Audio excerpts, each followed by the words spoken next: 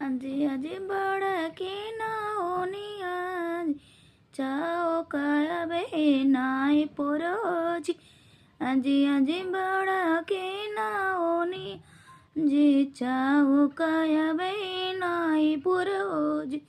कैली आई में पहिला सागुनम नहीं हर से मैया नाय लिखने जी।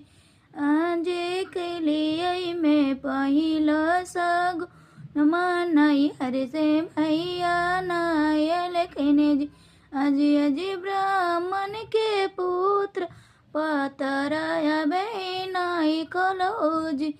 आजी आजी ब्राह्मण के पुत्र पातर बेनाई कलोजी।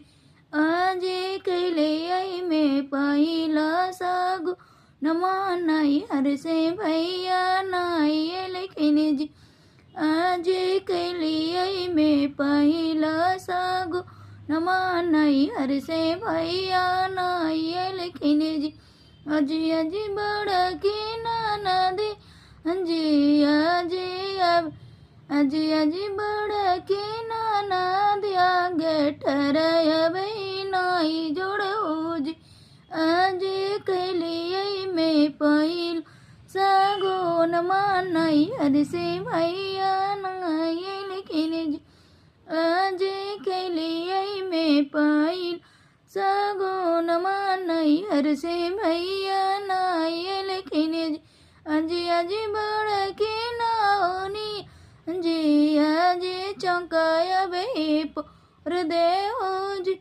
आजी कैली आई में पहिला सागु नमानाई हर से भैया आगे लिखने जी। आजी आजी ब्राह्मण के पुत्र पतरत हो खोल दे हो जी। आजे कैली आई में पहिला सागु नमानाई हर से भैया आगे लिखने जी।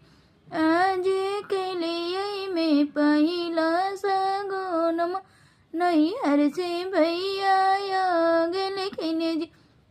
आजी आजी बड़की ननदी जी आजे ताहू गेठर ताहू जोड़ दे हो जी।